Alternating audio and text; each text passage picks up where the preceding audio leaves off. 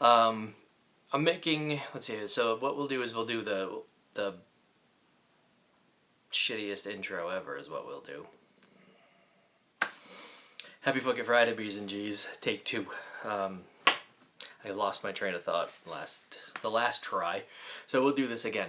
Hope you guys are having a good week, or had a good week. It's Friday, so yeah, hope you had a good week. Getting ready for the weekend. I'm going to keep this short because I'm going to add the how to fromage Colby video at the other end of this. I realized when I was making it that I actually never did an intro for it, so I figured I'll just do the intro here instead. Something else I noticed too in the video. Oh, actually, before we do that, cheers.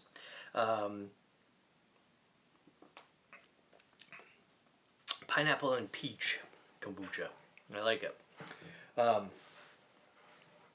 think it needs more gas, needs more ass. See, this one's kind of flat. It's not flat, but it's just not as poofy as the last one. Super tart though. From the from the pineapple, just a little more acidic. Anyway, something I noticed in the video too, from not doing a intro, something else I talk about in the cheese video that's upcoming is I mentioned Divi Cultures. And Divi Cultures, I've said this before in the past when I've talked about cheese, but they're direct vat inoculates. So it's basically freeze-dried fungus. I mean, for freeze-dried bacteria, for kind of a lack of a better example of how to explain it. They come in little pouches. You can get tons of different kinds that all are very specific to the kinds of cheese that they make. So that said, when you set out to make a specific cheese, you can buy a specific DVI that's kind of meant for that. You want to make a Chèvre, you can do a DVI Chèvre culture. You make a buttermilk, it's going to do make a buttermilk culture, some yogurt. Even some of the Roqueforts and the Blues, they have all for specific freeze-dried cultures, and there's typically 1, maybe 2 in a package. I should say one or two bacteria, but you get, you can inoculate up to 50 gallons with some, or even more, 120 I think I've seen for other ones. The issue with DVIs is that they're not sustainable. So you inoculate a batch of milk and you create a cheese with it, and that's it. Once it's there, it's done. It's a kind of a one and done. For a cheap bastard like myself, who still has a freezer full of yeast, I've tried to not only be cheap about it, but just sort of a little bit more sustainable. I was washing all of my yeasts when I was brewing, so I was, able to have tons of yeast on hand, but use it to make more than just one batch. So when I'm using the kefir grains, or you'll see a little picture of them, that creates a sustainable culture. I can inoculate a starter milk, some starter milk that gets put into the batch, and that's my bacterial culture. And that's got a huge spectrum of, bacteria in it and microflora in it, I guess.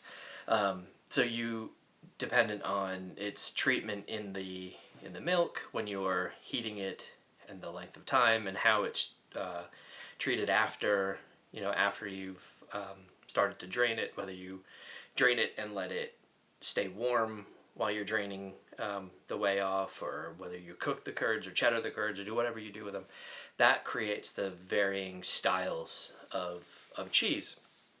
So DVIs really, I mean, they're super easy. You can get tons of them. You know, you can get a bunch that are cheap. You can get some that get really ridiculously expensive.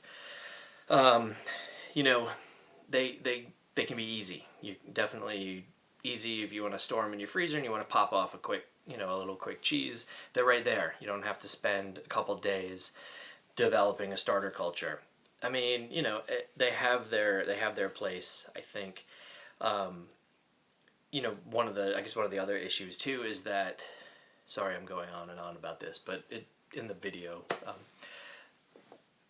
one of the other issues is it causes you to be even more sterile than you're currently being.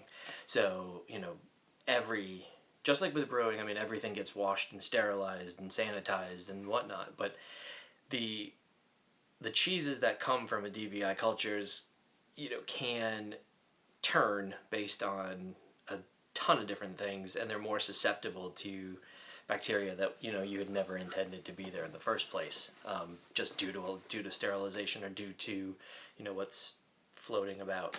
So yeah, that's just kind of, I mentioned it in the video, and so I wanted to make sure that I glossed right through it and didn't really explain myself. So I wanted to make sure that I kind of explained myself with that. Science for the day. Excuse me. Other than that, this bit right here, I have an Azaka, a Azaka dry hop. I'm going to split batch. So I might do 3 out of this one. Do a Azaka Mosaic. I'm not sure. But I definitely, I just got some Azaka in today, so I want to do that with the next batch that's ready to come off. That should be Sunday. I'm going to do a 5-gallon batch coming up here in a minute after this Azaka test goes through. If it comes out the way that I hope it will, it's going to be one of the 2 hopped ones. I'll do a video for that. I just looked at the SCOBY and it looks pretty damn good. So it's probably ready to go. It's actually getting bigger and bigger. So I think I'm good to do 5 gallons. So when I do a 5-gallon batch, I'll probably do a quick video. So I just added 8 more minutes to a really long video that's coming up. So I apologize. I'll cut this here because other than the kombucha and this cheese video, that's where I'm at. Weather just broke, so tomorrow we start riding. So cheers for all of y'all. Banana, and for popping into the Great Cycle Challenge. Jesus, I'm not even gonna try that. You're a beast, dude. So yeah, thank you. We start Mega Ride this weekend. Okay, hope you guys enjoy your fucking weekends. Happy Fuck It Friday, and we'll catch you soon. Peace. My setup, basically, for right now, for what I'm using, I've got the immersion circulator over here. Boop. My sous vide immersion circulator. That is keeping a water bath down here at 88. I want this cheese, when I add the culture to this cheese, I'm going to be culturing it for an hour at 86. So because of the heat transfer between the 2 vessels, between the water bath through the stainless steel and into the milk, I've got to be a couple degrees warmer than I want it to be, what temperature I want to be at. So because of that, we're going to keep the water bath at 88, culture the cheese at 86 for an hour. What I've got as a setup right now is just this Bayou Classic, my immersion circulator. This is a 12-quart Bain Marie that allows me to do 2-gallon batches. A lot of the batches that I'm making are typically double batch, so I would be doing a 12 12 quart gives me enough room to do an 8 quart, 2-gallon batch. And those cheeses, when I do a double batch cheese, typically I'm looking at like, I think it's like about a 5 to 7 pound wheel, roughly, give or take. And those are typically split out because I've been kind of changing each one. So this is a double batch. This will be a double batch basic rennet, but sort of like a Colby. And we'll see what I'll do later on is I'll probably heat the curds later on in a later step to, you know, over 100 degrees over half of an hour. So what that'll do is that'll kind of shed lactose out of the curd, and that will create a little bit more acid, and that acid will help to drain out any of the sweetness. It'll be a little bit semi-sweet, definitely be semi-hard because I'll be probably pressing this cheese. So anyway, that's the setup. So now we're going to add the annatto, and I'm going to do, typically this is about 50 drops for a gallon. I'm just going to go and eyeball it because I don't really want it to be super orange. So I'm just going to basically add some of this orange and add a little bit of blush in the cheeks. So just for you, C-Core, annatto is going in. Whoops. That was a lot more than a drop. That was more like a squirt. Alright, so I'm going to go with that.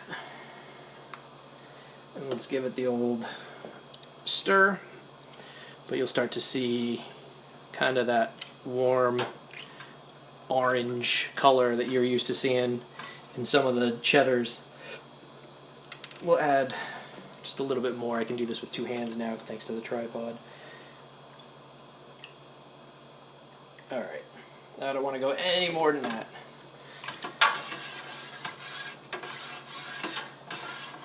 So there you see, it's kind of getting orangey. This is a full cream, full fat. I didn't separate any of the cream off of this. This is raw milk. I mean, I got it from the farm today. I think they were actually milked today. So yeah, so this is pretty fresh right now. All right, so that's in. It's a pretty decent orange. I'm gonna leave it and let it be. Not gonna be making it super orange. Now, what we're gonna do, this right here, boop, this is my starter culture. So I'm using kefir grains to create a bio, like basically a bioculture. It's a mesophilic, thermophilic bacteria that creates out of the kefir grains in milk. So I inoculate some milk, which creates a pre-acidified starter, basically. So I'm going to add this. I'm going to only add about half a cup of this single cup. I'm doing 2 batches today, so the second batch will get the remaining half a cup. So what this is going to do is I'm going to do a half a cup of this, pour it into this milk. That's going to acidify, that's going to add the bacteria that we need. The bacteria basically gives the cheese all of its flavor, all of its different properties, so a temperature and the bacteria will change sort of the properties of each cheese. Then we'll basically let this chill out for an hour. So as this goes in, it gets mixed in, it sits for an hour still, and then we'll come back in an hour and add the rennet, and then the rennet will sit there for another hour. A lot of cheese making is basically waiting. So let's go ahead and add half a cup, roughly. There's your half a cup. Save that bit, and I'll give this another quick stir. I got sanitizer over here. So in it goes. Give it a stir. I'll talk about DVI probably, and the difference between DVI and kefir. I'll pause this or have it as the intro video or whatever, so we'll do that. Okay, so 1 hour this sits. Bonne chance, les enfants. Alright, B's and G's, we are back. So, it's been an hour. You can see the light has changed somewhere over there. Big giant finger. Anyway, so we are back. It's been an hour. Now we are going to add this. This is vegetable rennet. So what rennet's going to do is it's actually going to help to form a curd. The curd's going to solidify, create a giant mass, and then it'll drop, so it'll separate the curd and the whey. So basically it's just a 1/16 of a teaspoon into a 1/4 cup of non-chlorinated water. So I'm going to pour this in and then stir it about, and then it sits for another hour. So yeah, a lot of waiting. So here we go. In we go. Now you can see that orange is getting super pronounced now. The annatto kind of worked in. Pardon the singing from the other side of the house. So that gets stirred in. I'm now gonna just let this sit for, like I said, for an hour, undisturbed. We want this to actually be still. So it'll sit still, and in an hour this thing should come back. All right. Peace. All right. So we've been sitting for an hour roughly. Probably maybe more like an hour and 5 minutes or so, but either way. So what we're gonna do is we're gonna do a clean break test. So this is kind of like one of those things where they make a tool. I mean, you know, you could use a butter knife or a spoon or whatever, but this is so much more satisfying using your hand. So anyway, so basically we're gonna stick our finger in, lift up, gonna reach right back there. And what we're gonna look for to see is if the curd is set, and you'll see the curd set down and the whey rising up. So kind of pop in and lift, and that's pretty set. This is a deep go, so it's kind of, there's a lot of milk in here. This, you can see it right here, it's starting to come up a little bit. If I do it again, see how it breaks. It's not really fully clean yet, actually. So what we're going to do is we're going to give it maybe another 10 minutes or so,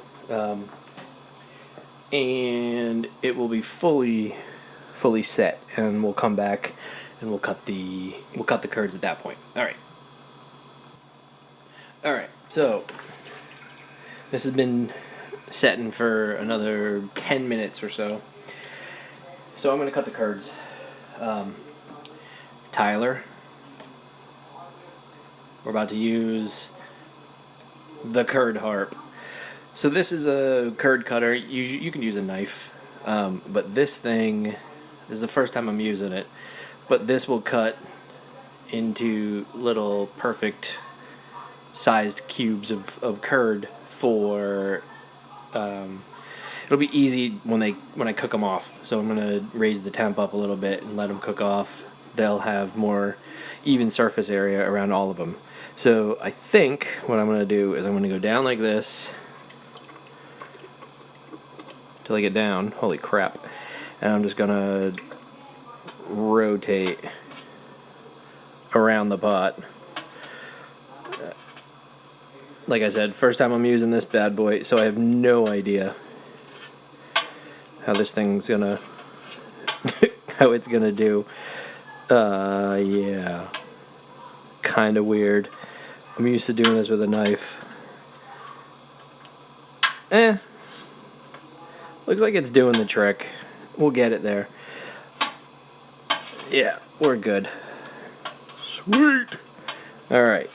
So one more time, and we're going all the way through the middle. You can see I'm going around. It's been slicing through the curd. Sweet. All right. So now,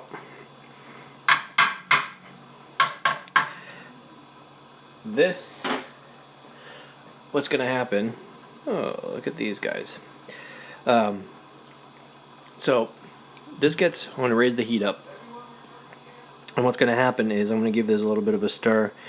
And the curds are going to start dropping. Curds are going to sink down to the bottom of the pot, and the whey is going to come up to the top. And at that point, we'll start weighing off, which means I'm going to take the whey, which is full of lactose, and I'm going to drain it off. So when we get to that point, we're actually close to the home stretch on this one, so it'll weigh off, and then we'll start to pack the form. But you can see how the curds right here are actually dropping down. They're sinking to the bottom of the pot. So we're going to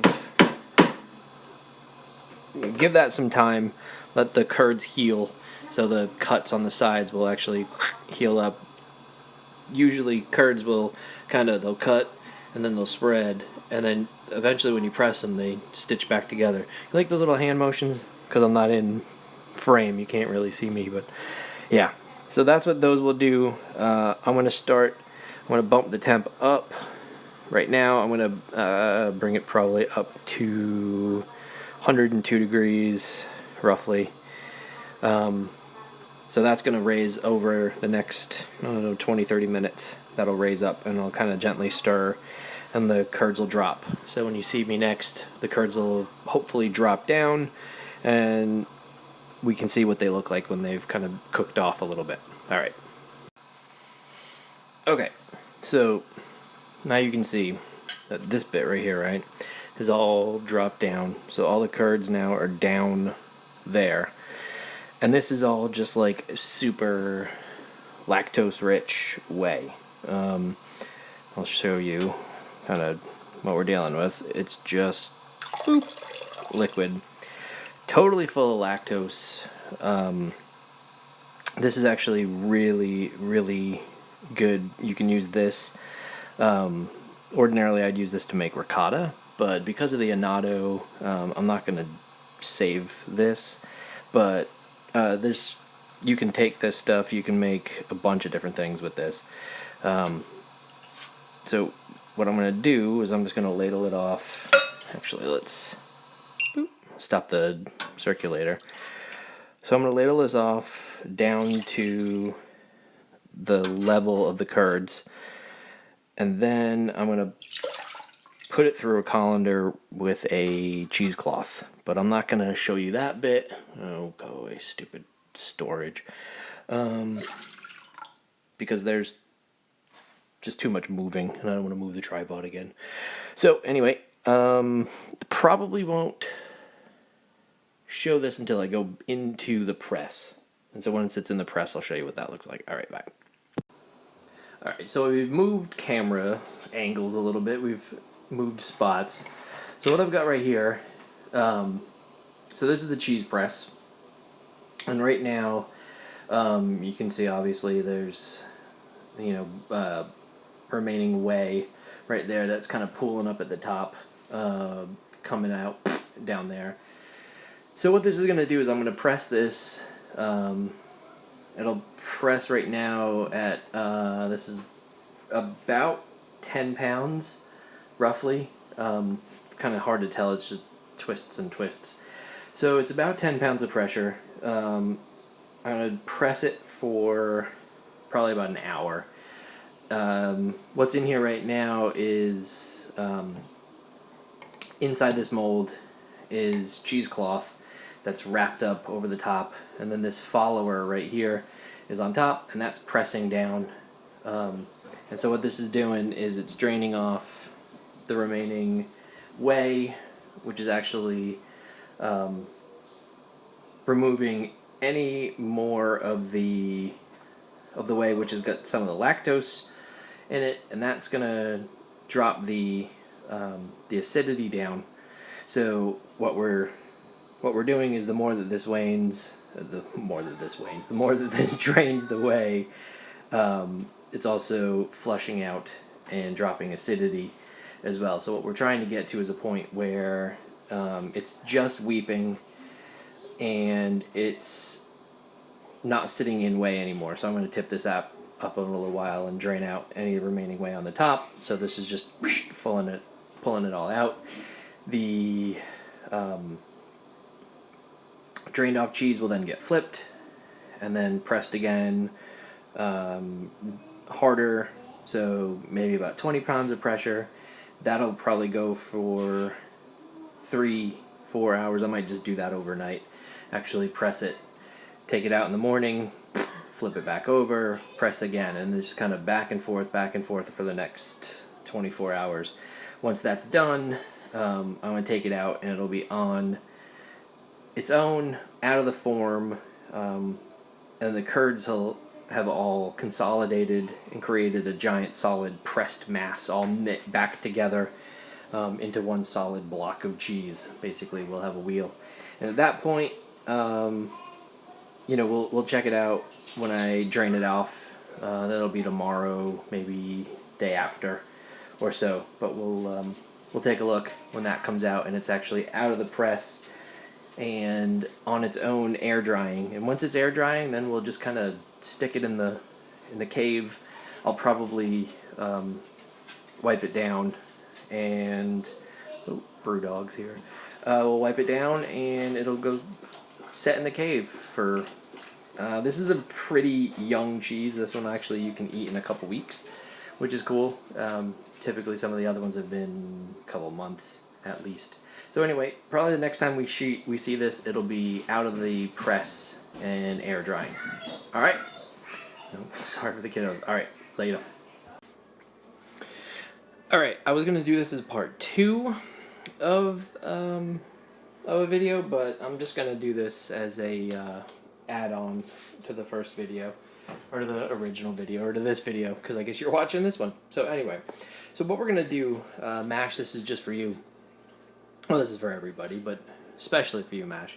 We're gonna wax this cheese. So it's sat now for a few days, actually probably about 2 weeks. You can see it's starting to get a little bit of some travelers on here. These are totally fine. I've kind of dusted them off. My hands have just been sanitized with some vinegar. So what we're going to do, so we don't have any more guys jumping on board, we're going to wax this. So the way that I do it is I'll go in halves. So I'll do it in half, take it out, set it down, let it harden for a minute, turn it around, do it again. This has been in the refrigerator, so it's cold. So let's get a quick dip. And so I'm using just this cheap ass crock pot, shut up phone, $9, something like that, at the Walmarts. And then just some wax. Now this is a relatively large cheese, so I think I'm going to have to change my dipping. I'm going to have to go in quarters, but you can see just kind of a whoop. I'm using black wax, and this gets pretty hard pretty quick, actually. Because it's been in the fridge, it's cold, it'll harden the wax almost immediately. So we'll wax it, let it sit for a second, and then we'll grab this bit right here, wax it, let it drip.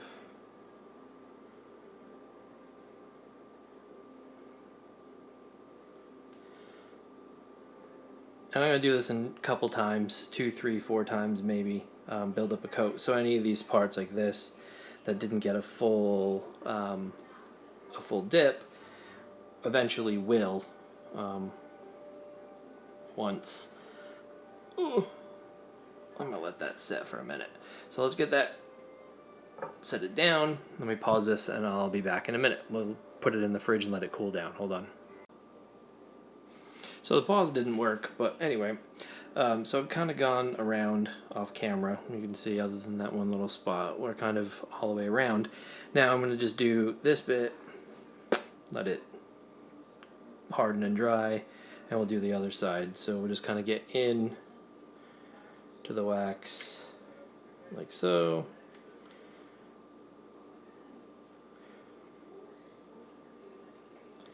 See, one little spot right there. There we go.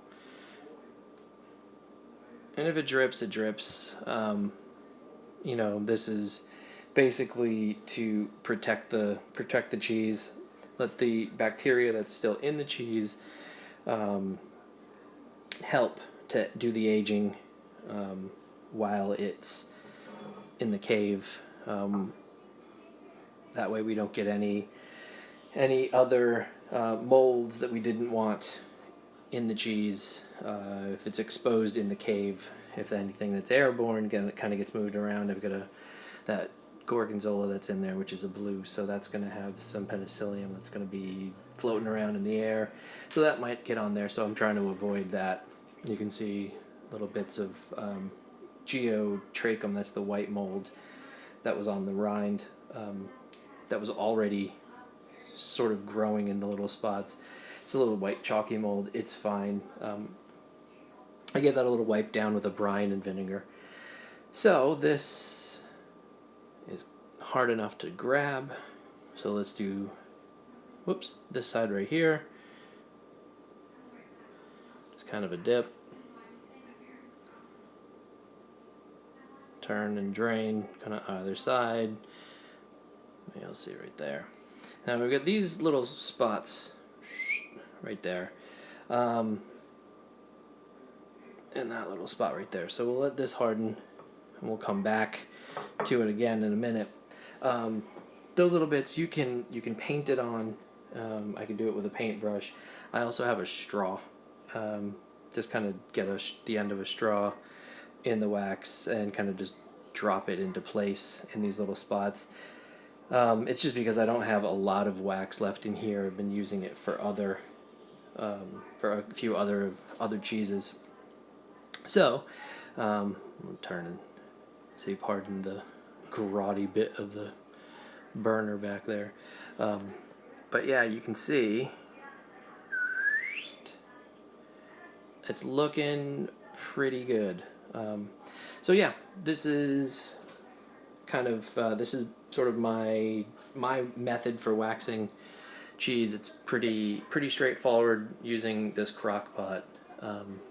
Super small little cheap crock pot that honestly I keep the wax in here, cover it, and then it stays in this crock pot. I never take it out. It stays covered, and when I need it, it's just kind of a plug it in. That little part. It's just like plug it in, let it heat up, and dip. And we avoid messes in the kitchen, all over the stove, all over the cabinets, all over the appliances. Yeah, and we don't make a huge mess, which makes everybody in the house happy. Okie dokie smoky, we'll come back to this cheese when it's had a few weeks, maybe a few months to age, and we'll cut into it and we'll take a peek. Alright, peace. The fuck you talking about?